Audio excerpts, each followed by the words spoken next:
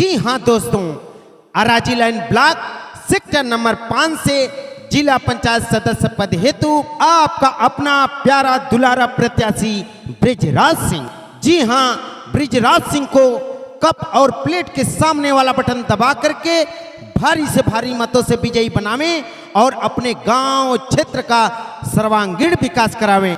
ब्रिजराज सिंह को जिताएं। ब्रिजराज सिंह पटेल जिंदाबाद जिंदाबाद जिंदाबाद। ब्रिजराज सिंह पटेल जिंदाबाद जिंदाबाद जिंदाबाद। माननीय नरेंद्र मोदी जिंदाबाद जिंदाबाद जिंदाबाद। माननीय आदित्यनाथ योगी जिंदाबाद जिंदाबाद जिंदाबाद। ब्रिजराज सिंह पटेल जिंदाबाद जिंदाबाद जिंदाबाद। ब्रिजराज सिंह पटेल जिंदाबाद जिंदाबाद जिंदाबाद।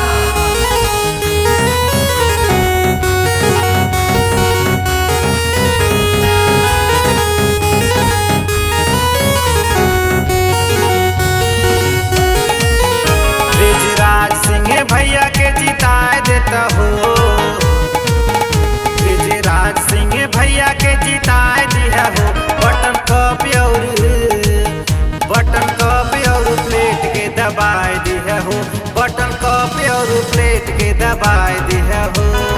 माता बहन सबके बताए दिया हो, माता बहन सबके बताए दिया हो।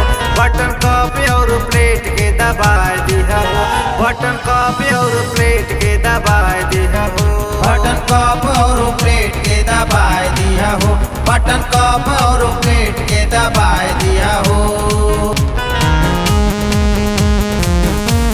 ब्रिजराज सिंह पटेल जिंदाबाद जिंदाबाद जिंदाबाद। माननीय नरेंद्र मोदी जिंदाबाद जिंदाबाद जिंदाबाद। माननीय आदित्यनाथ योगी जिंदाबाद जिंदाबाद जिंदाबाद।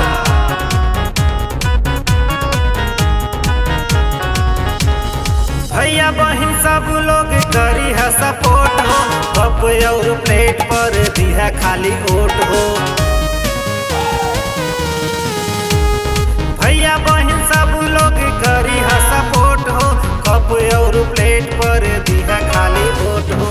हाथों हाथ मिल के उठाए लिया हो, हाथों हाथ मिल के उठाए लिया हो। बटन कप और प्लेट के दबाए दिया हो, बटन कप और प्लेट के दबाए दिया हो। बटन कप और प्लेट के दबाए दिया हो, बटन कप और प्लेट के दबाए दिया हो।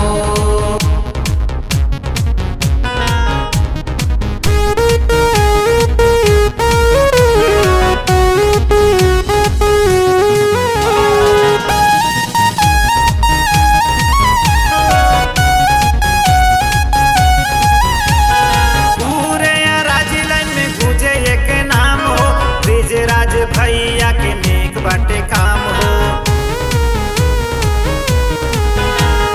पूरे अराजी लाइन में गूंजे एक नाम हो। ब्रिजराज भैया के नेक बाटे काम हो। जीत वाला माला पहनाए दिया हो, जीत वाला माला पहनाए दिया हो। बटन कप और प्लेट के दबाए दिया हो, बटन कप और प्लेट के दबाए दिया हो। बटन कप और प्लेट के दबाए दिया हो, बटन कप और प्लेट के दबाए दिया हो। अरे कप प्लेट पे जरूर दबाइए भैया। ब्रिजराज सिंह पटेल जिंदाबाद जिंदाबाद जिंदाबाद। माननीय नरेंद्र मोदी जिंदाबाद जिंदाबाद जिंदाबाद। माननीय आदित्यनाथ योगी जिंदाबाद जिंदाबाद जिंदाबाद। ब्रिजराज सिंह पटेल जिंदाबाद जिंदाबाद जिंदाबाद।